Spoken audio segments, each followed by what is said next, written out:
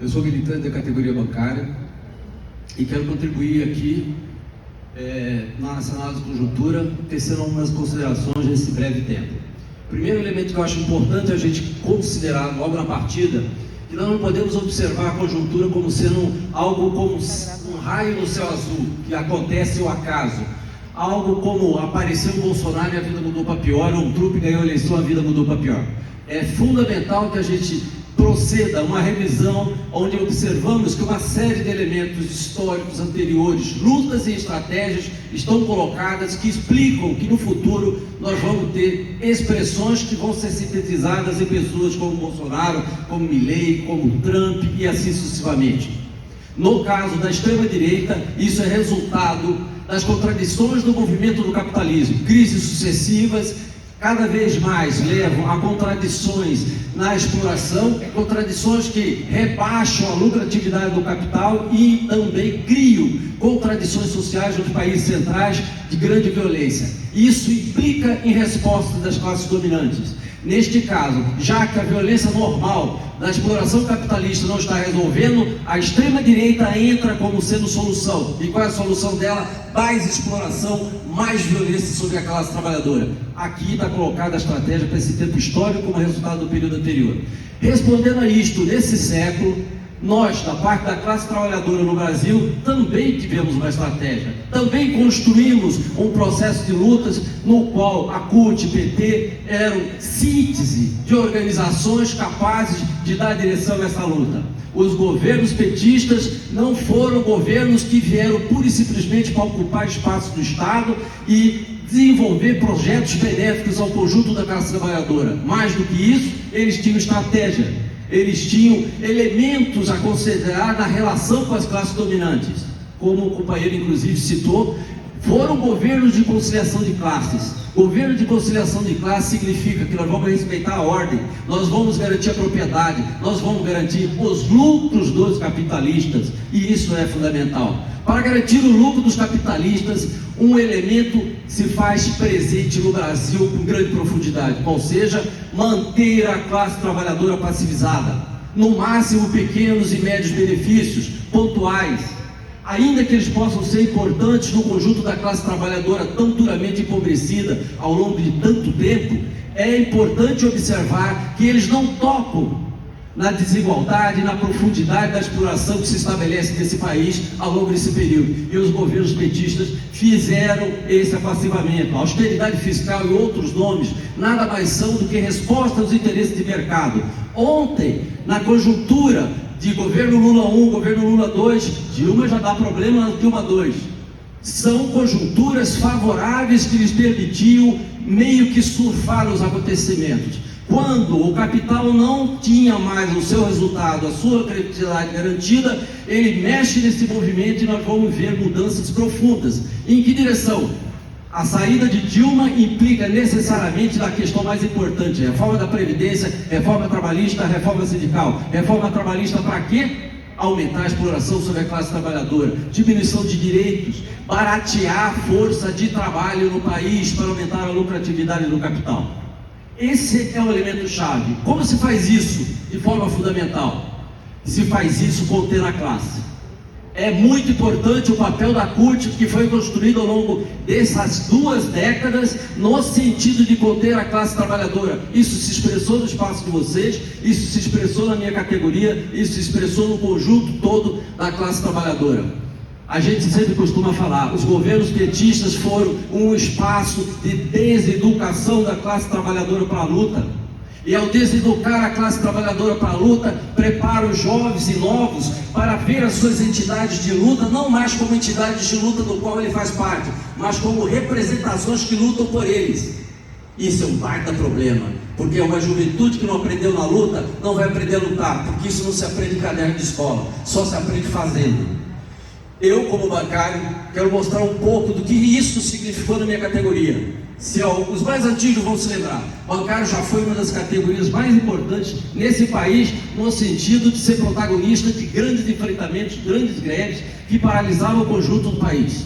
Lá atrás, dentro dessas movimentações dos bancários, na categoria, o Banco do Brasil era a espinha dorsal do movimento. 5 minutos. E em sendo a espinha dorsal do movimento, ele foi um objeto de ataque fundamental para barrar a categoria e apresentar uma mudança. Qual é o período que eu estou falando? Governo Collor, governo Itamar, governo Fernando Henrique Cardoso. Qual é o projeto já?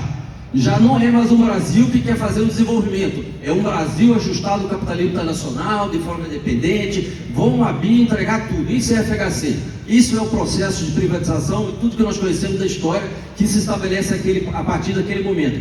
Vem um outro elemento muito importante junto, que vocês todos já conversaram muitas vezes, que é a reforma do Estado, a reforma administrativa, é o Bressi Pereira do seu projeto de carreira do Estado, pelo qual nós terceirizamos boa parte do Estado, porque eu tenho que ter um Estado mais enxuto, benefício do capital. O Banco do Brasil vai ser um projeto piloto, o primeiro PDV desse país vai ser realizado lá, 93, 94. Vai ser uma tragédia, eram 120 mil, em poucos anos virou 80. E os que sobraram desses 80 mil estavam profundamente amedrontados. O que era carreira vai virar depois apenas ascensão dentro do banco via merecimento, via avaliação, via metas. Registre-se, o Banco do Brasil era um dos bancos mais informatizados desse país, ainda continua sendo, ponta, alta tecnologia.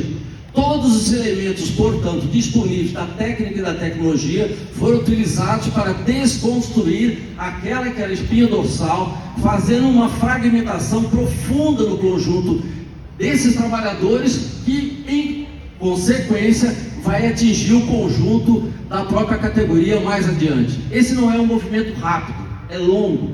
São movimentos nos quais a gente luta, resiste, compra grandes brigas, mas ano após ano, campanha após campanha, e registre-se, a direção dos bancários, até hoje, é a direção rutista, a corrente majoritária e seus aliados, dirigiu ontem e dirige hoje a categoria bancária, portanto, com profunda responsabilidade na estratégia que foi tomada dentro dessa categoria. Quando vem o governo Lula, a expectativa da categoria bancária é que haveria mudança. Nós teríamos agora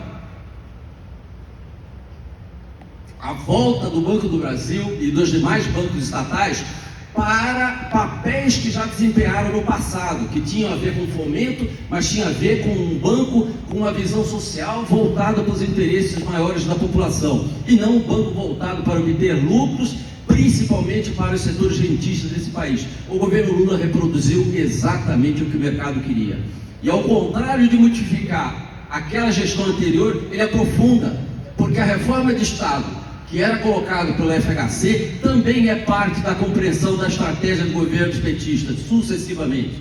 E assim, aquilo que ontem já tinha se estabelecido, se aprofunda agora de uma forma muito mais complicada para a categoria. Por quê? Agora nós temos um governo aplicando uma gestão cada vez mais privatista, cada vez mais no sentido dos interesses do capital, e temos uma direção sindical que concorda com isso, ainda que concorde de forma disfarçada. As campanhas salariais que se sucedem têm como metas sucessivas, pura e simplesmente uma recomposição imediata daqueles valores que foram perdidos na inflação naquele período considerado da campanha.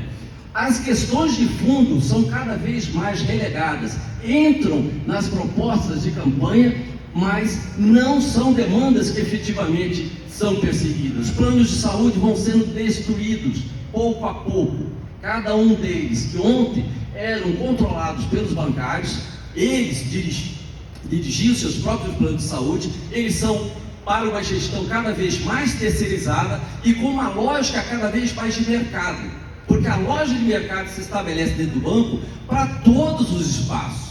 O desenvolvimento da tecnologia permite cada vez mais fazer uma mensuração onde o fundamento, isso já nos governos petistas, é a rentabilidade. Eu quero saber quanto eu pago para o companheiro e quanto ele me retorna de lucro. E é em cima desse critério muito objetivo que as reestruturações se sucedem, desconstruindo cada vez mais o que era uma ação pública do banco de atendimento de qualidade voltado para o interesse, para se tornar um banco comercial tal qual os demais, onde a obtenção de lucro vale todos os tipos de tramóia, todos os tipos de ação em nome do lucro. O movimento, ao não dar conta de construir, estratégia que responde a isso, entra numa espécie de meia-boca. O que eu chamo de meia-boca? Para a questão principal, que podemos simbolizar em metas, porque a rentabilidade tinha um resultado previsto, aquela meta tinha que ser perseguida, e essa meta, quando atingida, depois dobra essa meta e assim sucessivamente. O movimento sindical, sob essa direção cultista, responde: não, as metas só não podem ser abusivas. Metas têm que existir. Meta existe em todo lugar. Gozado que antes não existia meta, mas aí passou a existir, porque agora a meta existe em todo lugar, em tudo quanto é espaço. Ou seja, eles compram os elementos estratégicos da gestão da lógica do capital para dentro do banco e aplicam isso a ferro e fogo. No ano de 2016 foi a última greve dos bancários. As novas gerações que entraram depois não passaram por nenhuma greve. Adivinha o que acontece? Os trabalhadores jovens não acreditam no movimento, porque no máximo eles são uma boa representação e não participam. A virtualidade no último período tomou conta de forma absoluta. Tudo é virtual. Todas as assembleias importantes são virtuais. Todas as campanhas salariais, do começo ao final, são virtuais. As tentativas de realizar atividades presenciais são um fiasco que sucede a outro fiasco. E depois eles colocam aquela postura velha de guerra. Qual seja, não, a categoria não vem, não quer lutar. Nós fizemos de tudo, chamamos todos. Inclusive chamamos pelas nossas listas do WhatsApp, onde aparentemente a luta acontece, e eles não vêm, portanto não estão interessados, certo? Eu passei um período histórico largo desconstruindo que a luta muda a vida, e agora eu estou achando que eu vou chamar as pessoas como se reúne via um celular, onde na verdade eu tenho na ponta do celular um indivíduo fragmentado, tensionado, porque o banco utiliza o celular como elemento de pressão para a responsabilização individual de meta. Cada um dos bancários tem que responder por sua cota participação de resultado, porque senão ele vai se ferrar na avaliação. Essa avaliação vai trazer consequência para ele e pode levá-lo à demissão se 3 avaliações sucessivas forem negativas, mesmo sendo um banco estatal, como é o caso do Banco do Brasil. Ou seja, o exemplo dos bancários, de uma categoria de ponta, que foi referência de tantas lutas, construiu uma espinha dorsal por décadas e ajudou a construir todos esses movimentos da PT e da CUT, se viu hoje numa condição invertida.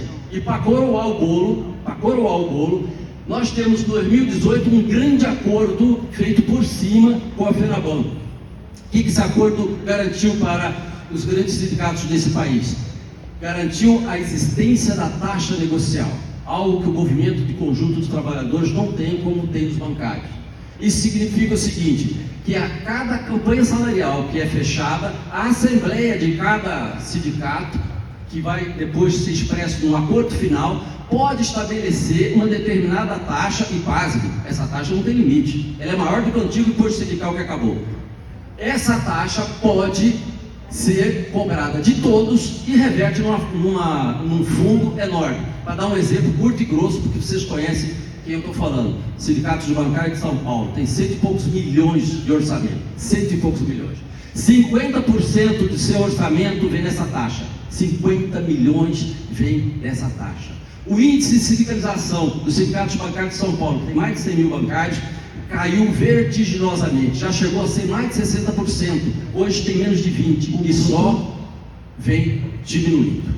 Ou seja, para procurar fechar, a minha contribuição aqui vem no sentido da companheirada olhar para seus elementos importantes para enfrentar a luta que está colocada dentro da categoria do INSS, dentro da estruturação do Estado, nessa perspectiva que tem uma estratégia, tanto o inimigo quanto a classe dominante, como aquele que diz representar a classe trabalhadora, mas que opera com os mesmos elementos da classe dominante, que portanto os oprime. E por fim, para finalizar, a importância das nossas ações.